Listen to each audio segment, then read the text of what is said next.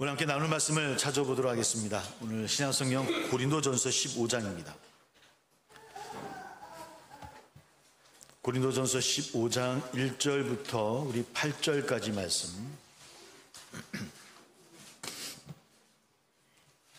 고린도전서 15장 1절부터 8절까지 신약성경 282쪽이 되겠습니다.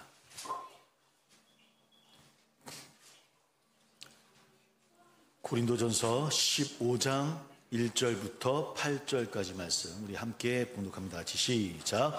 형제들아, 내가 너희에게 전한 복음을 너희에게 알게 하노니 이는 너희가 또 그 가운데 선 것이라.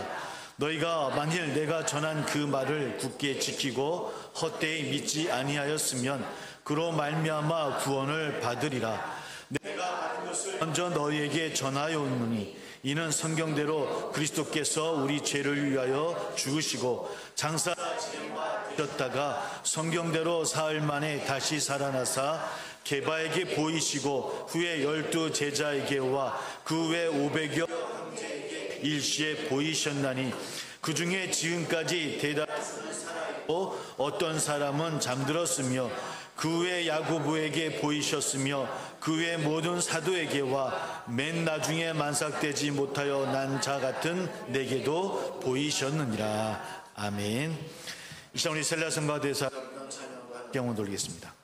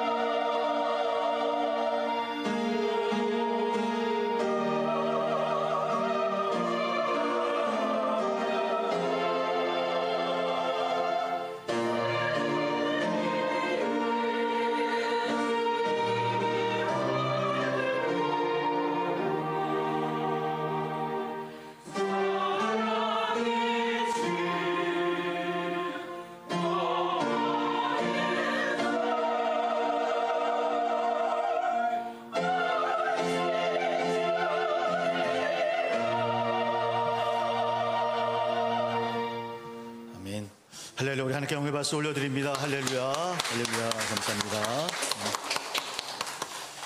우리 잠깐 기도하겠습니다.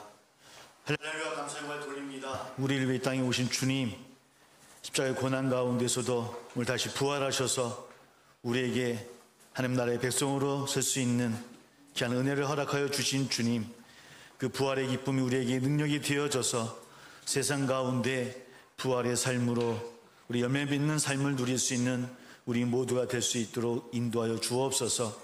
우리 개개인의 삶이, 우리 가정이, 우리의 이웃과 우리의 모든 모습들이 하나님이 부활절을 통해 회복되는 놀라운 일들이 일어나기를 소망합니다. 서로 미워하고 갈등하는 우리의 모습들이 아니라 이해하고 받아들이며 배려하며 또 서로 용서하며 그렇게 하나님 앞에 건강한 모습의 공동체를 이루어 나가고 또 이 사회가 되어지기를 원합니다.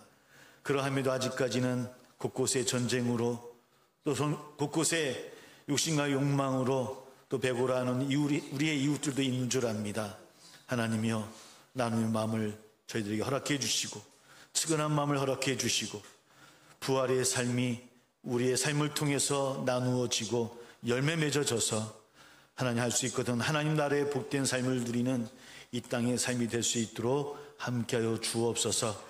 그 부활의 기쁨을 나누는 저희들에게 소망합니다. 전하는 우리의 삶이 될 수 있도록 함께하여 주옵소서. 세상의 가정을 지켜주시고 한 분 한 분 그 발걸음을 통해서 하나님의 놀라운 일들을 이뤄낼 수 있는 우리 귀한 세상의 성도들 다 될 수 있도록 주님이여 함께하여 주옵소서. 오늘 주님 앞에 귀한 예물로 드려진 손길이 있는 줄 압니다.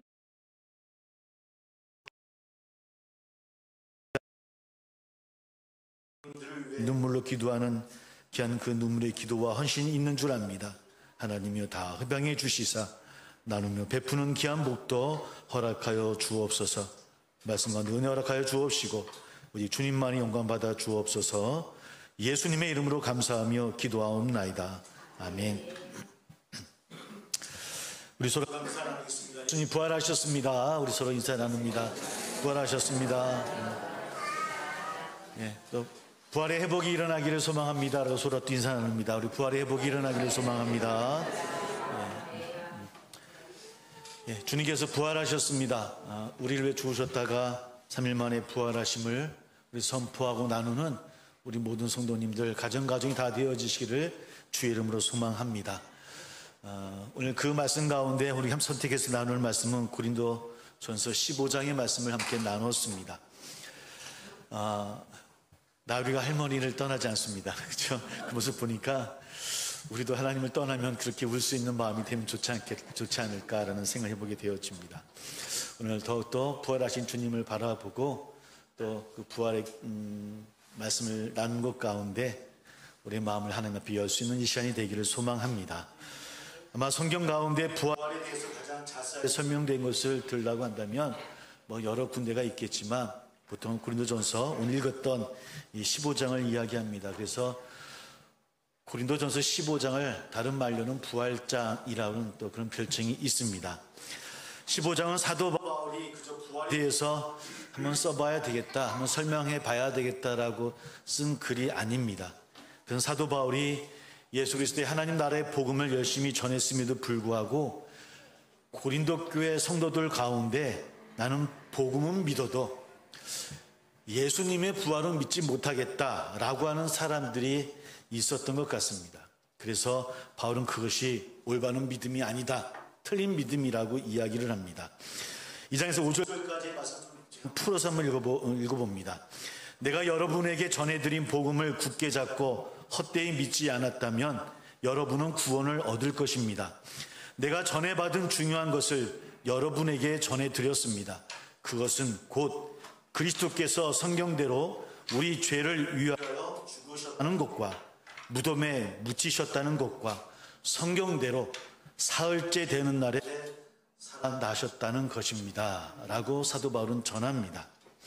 사랑하는 성도 여러분, 하나님 나라 복음은 절대적으로 예수 그리스도의 십자가의 죽으심과 또한 그의 부활에 기초하고 있음을 이런 깨닫기를 주의 이름으로 소망합니다. 즉 다른 말로 이야기하면 십자가 없는 복음은 참된 복음이 아니듯이 부활 없는 복음 역시 참된 복음이 아니라는 겁니다. 그럼에도 불구하고 오늘 고린도 교회 성도들 가운데는 아마 그리스도의 부활이 있는 유사 복음이 그 고린도 교회 가운데 있었던 것 같고요. 그것이 아마 사도 바울 입장에서는 커다란 문제라고 받아들여진 것 같습니다. 당연하겠죠. 왜냐하면 그것은 바울이 복음을 잘못 전했다라고 하는 그런 모습도 올 수 있을 것이고, 또 잘못 받아들인 것도 있겠죠. 그 결과로 어떤 일이 일어나겠습니까? 잘못된 복음 때문에 그 성도들 가운데는 구원을 얻지 못할 수도 있다라고 하는 아마 그런 위기감을 사도 바울은 받았을 것 같습니다. 그래서 15장 12절에서 17절 읽지는 않았지만 오늘 다음과 같이 심각하게 경고를 하고 있습니다. 표준 세번역된 걸로 한번 읽어드립니다. 그리스도께서 죽은 사람 가운데서 살아나셨다고 우리가 전했는데 어찌하여 여러분 가운데 어떤 이들은 죽은 사람들의 부활이 없다고 말합니까? 죽은 사람의 부활이 없다면 그리스도께서 살아나지 못하셨을 것입니다. 그리스도께서 살아나지 않으셨다면 우리의 선교도 헛되고 여러분의 믿음도 헛될 것입니다. 우리는 또한 하나님을 거짓되게 증거하는 자로 판명될 것입니다. 왜냐하면 우리가 십자가에서 돌아가신 그리스도를 하나님께서 살리셨다고 거짓말을 한 것이 되기 때문입니다. 그러므로 여러분, 만약 그리스도께서 살아나지 않으셨다면 여러분의 믿음은 헛된 것이 되고 여러분은 아직도 제 가운데 있는 것입니다 라고 이야기하고 있습니다. 그렇다면 그렇게 바울 사도가 중요하게 여겼던 그 부활의 신앙이었음에도 불구하고 왜 고린도 교회 성도들 일부 가운데는 왜 그리스도의 부활을 믿지 못했을까? 왜 믿지 못했겠습니까? 설령 그것이 2000년 전에 일어났던 사건이라 할지라도, 뭐 고대인이라고 얘기할까요? 옛날 분들이라 이야기할지라도 죽었던 사람이 다시 살아났다라고 하는 이야기를 아마 믿는 것은 어렵지 않겠습니까? 사랑하는 성도 여러분, 예수님의 부활을 믿으십니까? 죽었다 살아나심을 믿으십니까? 정말 믿으십니까? 그럼에도 불구하고 우리 가운데 부활이 정말 있을까라는 의심이 생길 수밖에 없는 것이 왜요? 우리가 사람이고 우리는 삶을 살고 있으니까요. 근데 사실 그렇게 생각해 보면 부활을 믿지 않는 사람이 정상일까요? 부활을 믿는 사람이 정상이겠습니까? 일반적인 것은 부활을 믿지 않는 사람이 정상이 아니겠습니까? 그렇죠? 제자들도 마찬가지였습니다. 이스라엘 구원할 메시아로 믿고 따랐던 그 제자들도 예수님께서 십자가에서 죽음을 맞아 어떤 모습이 일어났습니까? 흩어집니다. 예수님이 실패한 메시아라고 아마 그들은 판단했을 것입니다. 그런 경우는 어떤 일이 일어나겠습니까? 당연히 제자들의 입장에서는 당연히 각자의 길을 가든지 아니면 훗날 다시 진짜 메시아가 오겠지라고 아마 도모하는 것이 정상적인 사람의 모습일 것 같습니다. 근데 놀라운 일이 일어납니다. 그렇게 실패한 것 같다라고, 실패했다라고 여기며 흩어졌고 또 다른 것을 도모했던 그 제자들이 다시 새로운 메시아가 나타나지 않았음에도 불구하고 예수님의 이름으로 모였다는 겁니다. 흩어졌던 그들이 다시 모입니다. 왜 그랬을까요? 물론 우리는 압니다. 십자가에서 죽은 예수님이 부활하셨기 때문입니다. 그들도 처음에는 부활하신 분이 정말로 십자가에서 죽으신 그 예수님인지를 믿지 못했습니다. 만져봐야 되겠고 보아야 되겠고 체험해야 믿겠습니다라고 했던 것이 제자들이었고 대표적으로 도마를 잘 알고 있습니다. 그러나 그들은 눈과 귀를 포함 모든 감각을 통해서 예수님께서 정말로 부활하셨다고 하는 것을 확인한 다음에 더 이상은 의심할 수가 없었습니다. 그들은 이후 성령이 임하신 가운데 부활하신 예수님이 이스라엘뿐만 아니라 온 세상을 구원하실 바로 그 메시아시라고 하는 것을 그들은 굳게 믿을 수 있었고요. 예루살렘과 유다와 사마리아와 땅끝까지 예수 그리스도의 부활을 전하는 바로 복음의 증인으로 살았다고 하는 것을 우리는 잘 알고 있습니다. 근데 놀라운 것은 사도들의 가르침을 따라서 십자가에서 죽으시고 부활하신 예수 그리스도의 하나님 나라의 복음을 그 믿는 사람들이 그 제자들뿐만 아니라 점점 늘어나더라는 겁니다. 더 많아지더라는 겁니다. 당연히 누가 경계했겠습니까? 유대인들이 경계했습니다. 그래서 예수님의 그 무리들을 척결하기 위해서 기독교를 박해하기 시작합니다. 그 선두에 섰던 사람이 우리가 잘 알고 있듯이 바로 사도 바울, 처음에는 사울이었었죠. 자기 등등하게 그리스도인들을 체포하러 갑니다. 그러나 그 바울도 다메섹 도상에서 부활하신 예수님을 만납니다. 그리스도인, 즉 예수 그리스도의 부활의 증인으로 변화되어지는 우리는 바울을 만나죠. 그 결과 이전에 기독교를 핍박하던 바울이 이제는 거꾸로 그 기독교를 앞장서서 전하는 바로 그런 전도자가 되어집니다. 그는 로마 제국 곳곳을 다니며 십자가에서 죽으셨던 주님을 외쳤고요. 바로 부활하셔서 우리의 모두에게 복음을 허락하셨다라고 하는 것을 전하십니다. 그럼에도 불구하고 예수 그리스도를 그 부활을 믿지 못하는 사람들은 분명히 있었습니다. 왜 그랬습니까? 당연히 죽은 사람이 다시 살아난다라고 하는 것은 정상적인 것이 아니었으니까요. 믿을 수 없는 사건이었으니까요. 온 세상을 예수 그리스도 안에서 예수 그리스도를 통해서 구원하게 하신 것이 하나님의 작정이셨습니다. 구원의 복음을 우리에게 주실 때 예수 그리스도의 십자가와 부활을 통해서 이루시겠다라고 하는 것이 하나님의 계획이십니다. 바로 바울은 그렇기 때문에 복음을 전할 때 예수님의 십자가와 또한 예수님의 부활만큼은 양보할 수 없는 사건이었습니다. 왜? 그것을 통해서 우리의 구원의 문이 열리기 때문입니다. 그래서 바울은 그것을 전합니다. 그래서 부활을 믿지 못하거나 확신이 없었던 고린도의 성도들에게 부활에 대해서 그 성도들 가운데 부활을 믿지 못한다는 이야기를 듣고 오늘 바로 이 고린도전서 15장을 쓰게 되어졌습니다. 그래서 이 15장을 부활장이라고 이야기를 합니다. 이 로마가 기독교화되어지죠. 온 세상이 기독교를 믿던 중세 유럽에는 그래서 그 이유는 그 누구도 예수 그리스도의 부활을 믿지 않는 사람이 없었던 것 같습니다. 대부분 다 그 신앙들이 믿게 되어집니다. 그런데 시절이 지나가고 과학이 발달되어지고 합리적인 그런 시대가 옵니다. 17세기 과학혁명, 18세기 산업혁명을 거치면서 불합리적인 그런 생각들보단 합리적인 이성을 중시하는 우리가 알고 있듯이 계몽주의 같은 시대가 도래하죠. 그러자마자 다시 예수님의 부활을 믿지 못하는 사람들이 나타나기 시작합니다. 또 다른 쪽에서는 역으로 아니다.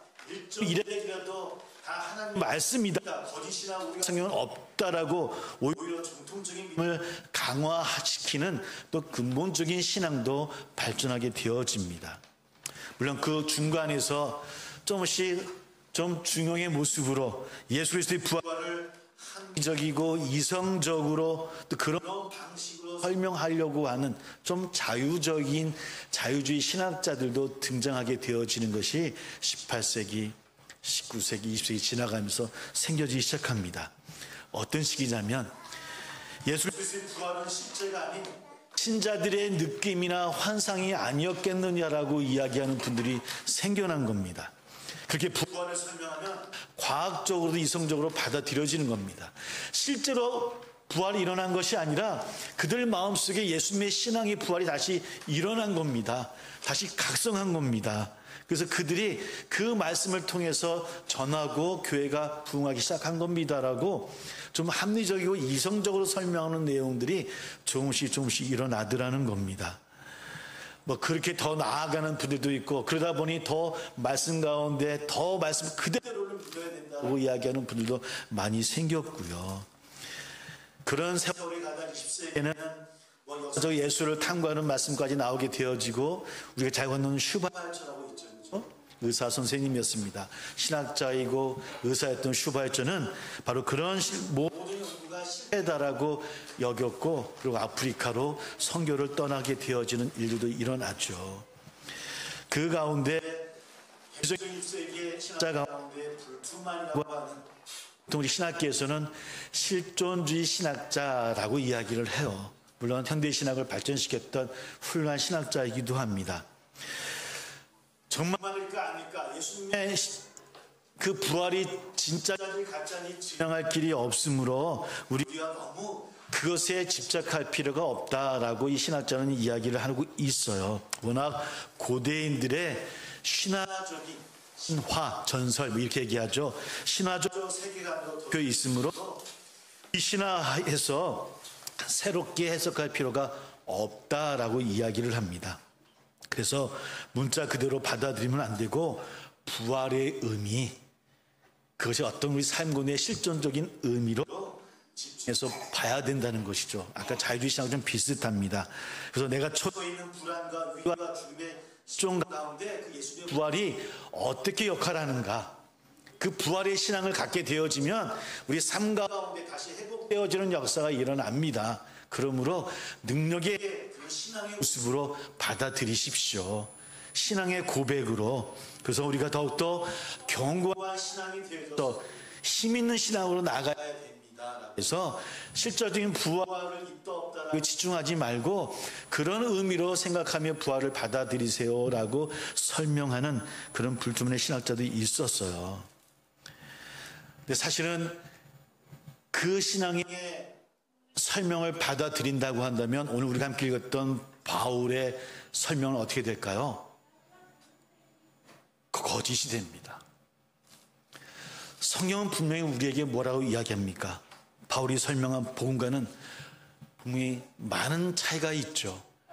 주님의 부활은 진짜 있었다라고 이야기하는 것이 바로 사도 바울이 우리에게 전하는 말씀입니다.